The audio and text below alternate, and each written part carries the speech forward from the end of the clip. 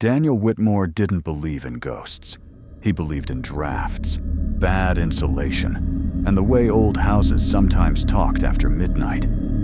But belief doesn't matter when it's 3:14 a.m. and a child's voice whispers your name from under the bedroom floor. He froze the first time it happened, thought it was a dream. That's how it starts, isn't it? A sound too soft to be real, too real to ignore. Daniel, like a breath over glass, faint, fragile, and far too close.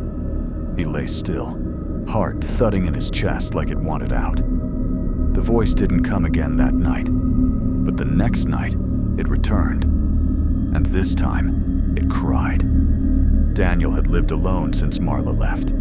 Said she couldn't handle the silences between them, the way the house sucked up the joy. He hadn't argued. The truth was, the silence suited him. Until now. Now, the silence was alive. It groaned under his bed. It whispered in the walls. And always, always that voice. Help me. Please. It's so cold. He tried ignoring it. Put on his old Bose headphones, cranked up white noise, tried drinking himself unconscious. But the voice slithered through all of it, a ghost beneath static. And on the 7th night, it said something new. You forgot me. He ripped out the carpet by morning, pulled back the nails with shaking fingers. The wood beneath was aged and warped, but nothing looked out of place. No gaps, no trapdoors. But when he pressed his ear to the floor, he heard breathing, shallow, raspy, wrong. He staggered back like he'd touched fire, and something laughed under the boards. A wet, broken giggle that didn't belong to a child or anything human. That day, he didn't eat, didn't sleep, didn't shower. He just stared at the floor. By night 10, the whispering didn't wait for bedtime. It followed him from room to room, always just below, just behind. He called an exterminator. The man came, took one look at the house, and left before the inspection even started. Said something about not liking the feel of the place. Said the crawl space was wrong. That night, Daniel took a crowbar to the floor. He pried until his palms bled, until wood splintered and peeled like skin. The house moaned. It didn't want this. And under the final board, a hole, a space that shouldn't exist. Narrow, endless, breathing. He leaned in with a flashlight, heart drumming a tribal beat in his ears. And there it was. A hand, pale, small, reaching up. Help me, it whispered again. Please, you left me here. Daniel's bones turned to ice. His light trembled. He knew that voice. It was his. That night, he didn't sleep. He sat in the corner of his room, crowbar gripped tight, watching the hole.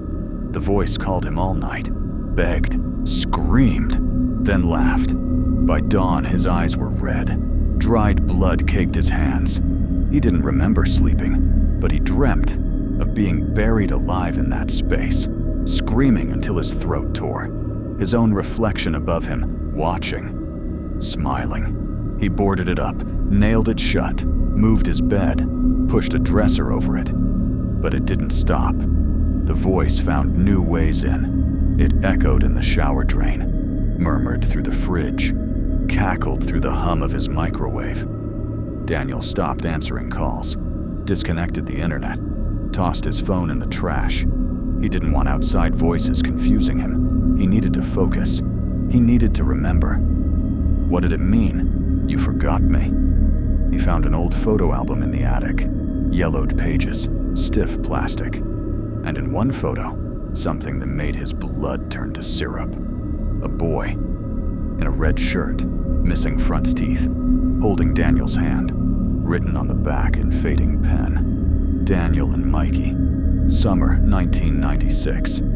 He didn't remember a Mikey. He didn't remember a brother.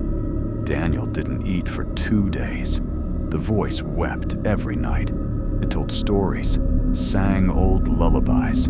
It remembered. Mom told you to watch me.